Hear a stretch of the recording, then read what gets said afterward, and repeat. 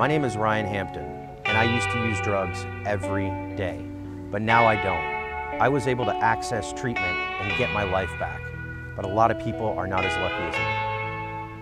I've watched my friends die, friends who weren't able to get into treatment because they didn't have insurance, couldn't afford it, or simply couldn't imagine a life without drugs. This past year, I lost 4 close friends, and I've decided to do something about it. I'm driving with my best friend Garrett to the Democratic National Convention, collecting stories along the way of people who have been most affected by the addiction epidemic plaguing our country and showing that people can recover. I hope their stories can change the way that America thinks about addiction.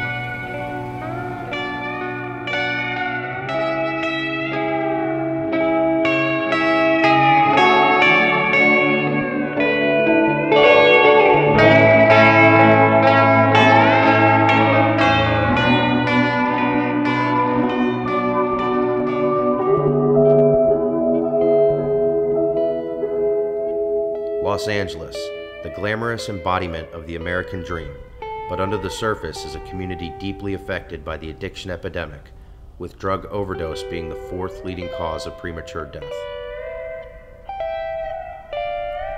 Downtown is Skid Row, with the largest stable homeless population in the United States. Overrun by addiction and untreated mental health issues, Skid Row is an almost hopeless cycle of homelessness, destitution, and incarceration. Meanwhile, up the coastline, overlooking the Pacific Ocean, is affluent Malibu, where the private rehabilitation industry is booming and is one of the fastest growing industries in America, making over $35 billion per year.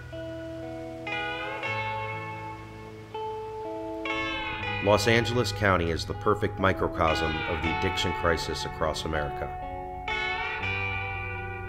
The disenfranchised fall through the cracks of the health system into homelessness and often the criminal justice system, while those with financial means are caught in the rotating door of what is often inadequate care at privatized treatment facilities.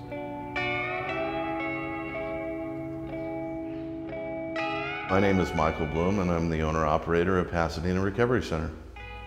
The window for people that want to go into treatment is very, very small. And when they're asking for treatment, oftentimes they can't get in because of funding.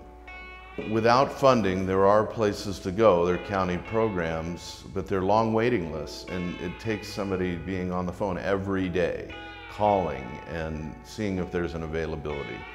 While waiting, they often die. Our system is such where there's not readily available treatment. They don't often get scholarshiped.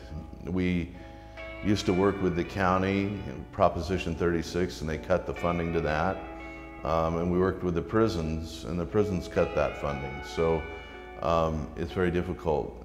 In the price range that I have, I've always kept this thing very reasonable, but $8,500 to $10,000 is still out of the reach of lots of people.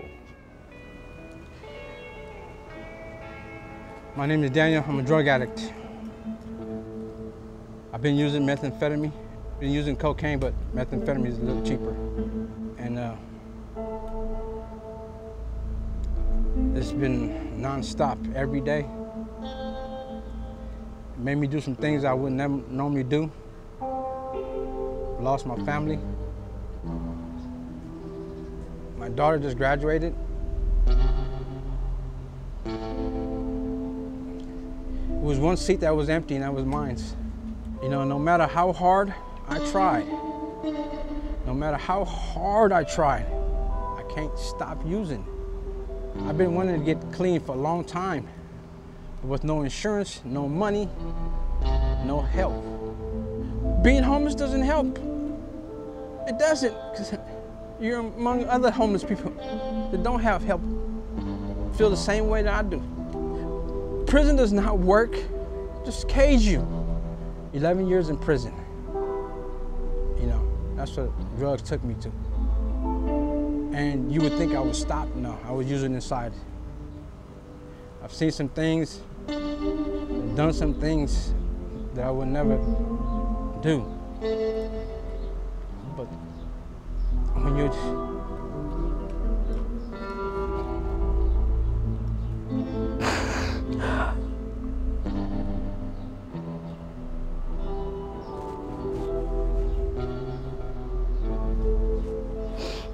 this was not my life.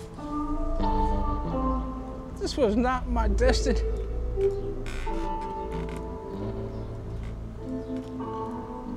I went to college and graduated, became a counselor. I'm a drug counselor, and it happened to me. I want to stop for me. I want to stop.